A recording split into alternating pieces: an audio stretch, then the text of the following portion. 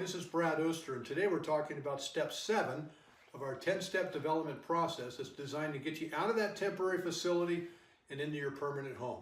Or maybe you've just outgrown your building, you need to expand, you need to relocate. Well, step number 7 is getting planning and zoning department approvals. A lot of times folks just don't know how to go about working with the city or the county. Now, most cities and counties have planning departments. They have Department of Public Works that covers all the utilities, whether it's traffic lights or stormwater or electrical or whatever. And they have the building department, which focuses on the actual construction. Okay, step number 7, we're working with the planning and zoning department. This is something that you should check out before you actually close escrow on your property to make sure that you can put a church on the land that you're looking to buy.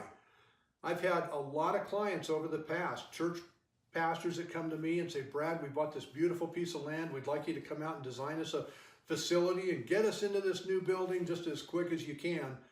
And I go out there and I find out that they bought a piece of property that they can't put a church on for one reason or another. And it can be a lot of different reasons. I've had churches that bought Indian burial grounds and didn't know it. I've had churches that bought land or were looking to buy land that was within the radius of a bomb blast of a natural gas supplier. So there's a lot of homework that goes into acquiring property. But once you've got that property and you know you can put a church on it, now you have to get planning and zoning approvals before you can start with the actual construction or even your working drawings. So it's extremely important that you know how to work with government agencies and how this whole process works. To help you with that, we've put together an ebook called Working with Government Agencies. You can download that resource for free on our website at bradoaster.com. It will go through all the different steps involved in working with the city or county in order to get not just your zoning and your planning department approval, but also working with Public Works, working with the fire department, working with the building department so that you can actually put a building on that property. And please don't take anyone's word for it that they're doing this for you, okay? You need to know. You're the one that's responsible at the end of the day, Pastor. It's your reputation and credibility that's on the line. I had a church I worked with up in northern Denver, the north part of Denver. I think it was actually in Westminster. And I knew of this church. It was a young startup church. They actually met at the airport. There's a small airport up there. And they had a big open space, and that's where the church was born. They had their first services there, and they grew to several hundred people. My sister happened to go to that church, so she arranged a meeting for me to come up and meet with the pastor, which I really enjoyed. We went out to P.F. Chang's for Chinese food and had a fun time at lunch, but I didn't really get anywhere with him. He very nice guy, but every now and then I come across a young pastor who just knows everything there is to know. And there's no teaching him because he just I don't know, he was like Solomon, I guess. He's the smartest guy in the world, didn't need any help and had it all under control.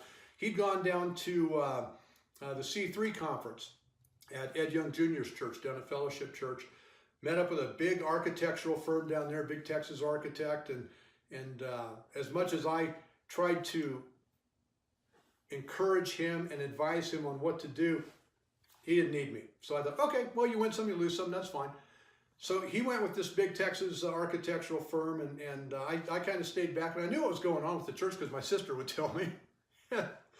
Unfortunately, here's what happened.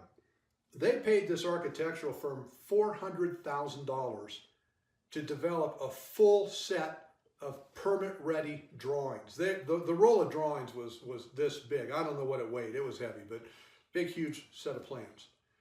Then, at some point, a builder got the drawings and went to the city of Westminster to check on what's called a stormwater management plan. Well, when he went to the city looked at it and said, "What church?"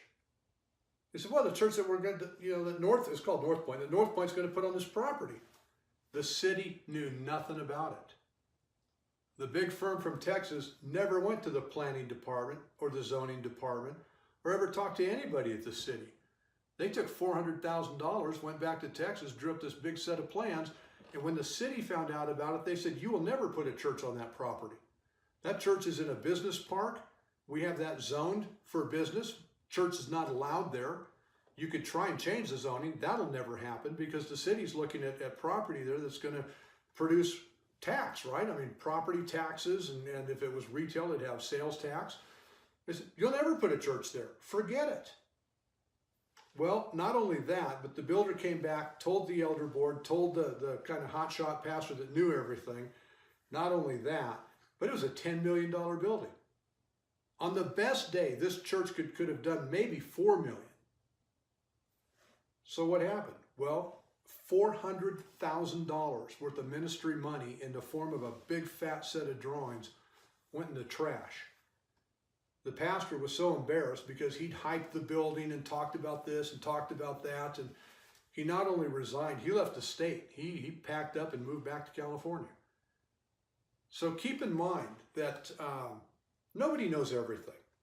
When it comes to real estate development, this is a very complicated field. I mean, there are a lot of pitfalls out there that an inexperienced person could easily fall into. It could be a ministry-changing event, ministry-ending event in this case. So don't let that happen to you. Download that ebook. Okay, there's a bunch of other ebooks that we've made. They're free resources for you. I've took 35 years and 250 projects worth of experience and knowledge, condensed those down into these ebooks, and they're on our website free for you to use. Please go down and use those. Remember what Solomon said, right? Search for wisdom, acquire knowledge. That's going to serve you well, and that's what we're here for. If I can help you, my name's Brad Oaster. You can call me at 719-439-3019. Send me an email, bradoaster@mac.com. The website is bradoaster.com. If I can serve you in any way, feel free to call me. Thank you.